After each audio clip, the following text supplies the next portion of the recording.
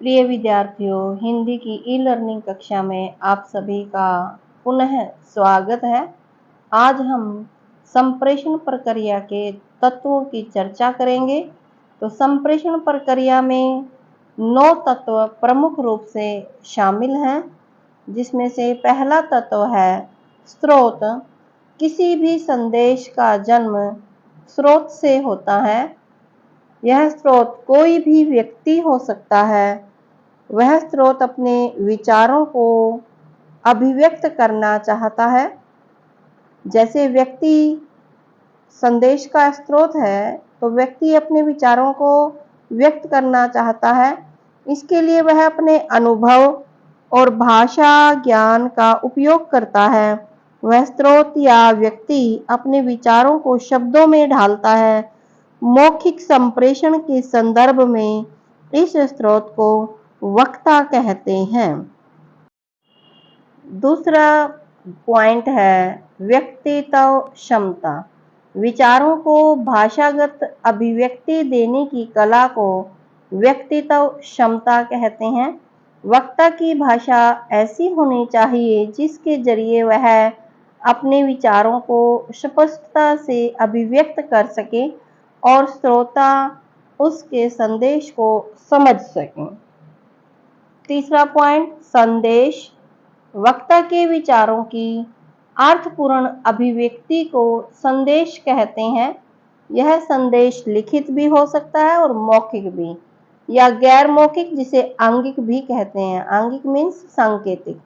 भाषा में शब्दों, वाक्यों, प्रतीकों, बिंबों आदि के माध्यम से संदेश प्रसारित किए जाते हैं। भाषा का अपना एक व्याकरण होता है। राम ने श्याम को मारा या श्याम ने राम को मारा, इनका अर्थ कर्ता को बदल देने पर बिल्कुल विपरीत हो गया है। व्याकरण के कारण संदेश का अर्थ बदल गया है। इसी प्रकार प्रत्येक भाषा का अपना मुहावरा होता है। भाषा किसी संस्कृति का हिस्सा होती है। किसी भाषा को बोलने और समझने के लिए भाषा के व्याकरण, मुहावरे और संस्कृति को समझना जरूरी है। भाषा संदेश का आधार है। वस्तुतः भाषा के जरिए ही संदेश बनाए और समझे जाते हैं, परंतु संदेश केवल लिखित, मौखिक या शाब्दिक ही नहीं, गैर मौखिक, गैर शाब्दिक या आंगिक भी होते हैं। मनुष्य अपने हाव भाव, शारीरिक मुद्राओं और चेष्टा, आवाज के उतार चढ़ाव, गति, सुर परिवर्तन से भी काफी कुछ कह जाता है, अपनी भावनाओं को संप्रेषित कर देता है। कहने का अभिप्राय है कि हमारे संदेश कई बार आंगिक यानी गैर शाब्दिक भी होते हैं। इसमें भाषा नहीं होती, परंतु अर्थ पूरा होता है। सुविधा की दृष्टि से मौखिक और अमौखिक संप्रेषण को अलग तो कर दिया जाता है, परंतु यह विभाजन कृत्रिम है। पर मौखिक और आंगिक अभिव्यक्ति एक दूसरे में गुथे हुए हैं। जाओ एक शब्द है, परंतु कहने के अंदाज से इसका अर्थ बदल जाता है। यह आदेश भी हो सकता है, अनुमति भी, क्रोध की अभिव्यक्ति भी हो सकती है, स्नेह का भी, हड़बड़ी का बोधक भी हो सकता है और गड़बड़ी का भी।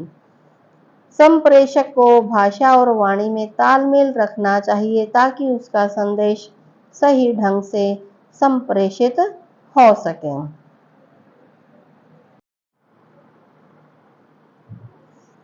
माध्यम। संदेश किसी माध्यम से प्रेषक से प्राप्तकर्ता तक पहुंचता है। प्रेषक का अर्थ है भेजने वाला। मौखिक संप्रेषण में हवा माध्यम होती है। वक्ता से श्रोता तक संप्रेषण हवा के माध्यम से होता है। वक्ता द्वारा बोला हुआ संदेश हवा में तैरता हुआ श्रोता तक पहुंचता है।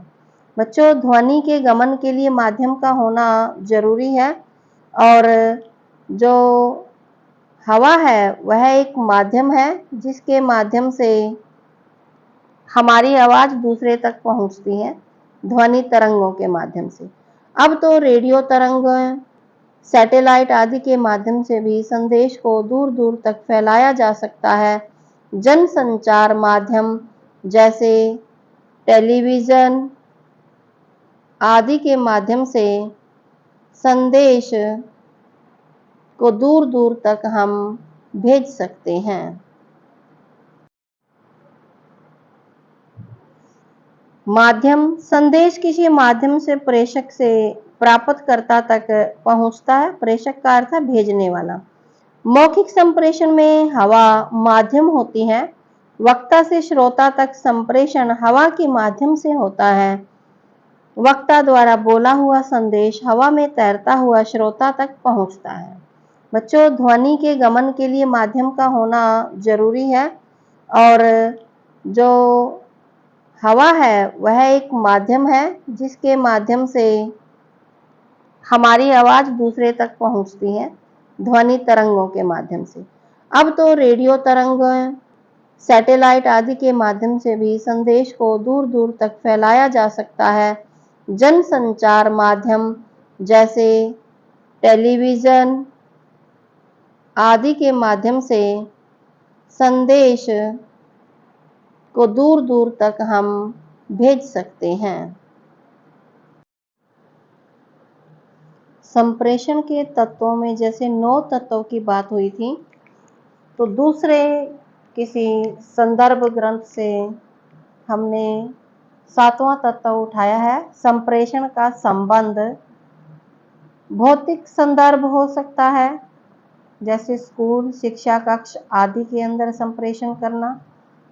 सामाजिक संदर्भ हो सकता है, कक्षा या विद्यालय का वातावरण, वो उसका सामाजिक संदर्भ कहलाएगा। मनोवैज्ञानिक संदर्भ औपचारिक या अनौपचारिक दोनों में से कोई भी हो सकता है।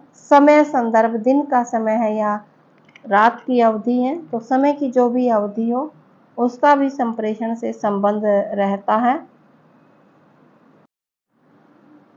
अगला पॉइंट है पृष्ठपोषण। यह वह प्रत्युत्तर होता है जो संदेश प्राप्त करने वाला व्यक्ति संदेश प्राप्त करने के बाद भेजता है, जैसे संदेश प्राप्ति की सूचना, संदेश पढ़कर अपना मत प्रकट करना आदि। यानी वह उसका प्रत्युत्तर देता है, तो प्रत्युत्तर ही पृष्ठपोषण कहलाता है।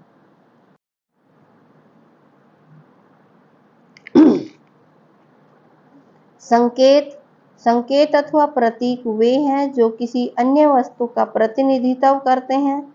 ये शाब्दिक या अशाब्दिक हो सकते हैं। A symbol is something that stands for something else। यानी ये किसी न किसी का प्रतिनिधित्व करते हैं, जो संकेत होते हैं। तो संकेतों का भी संप्रेषण में प्रयोग किया जाता है।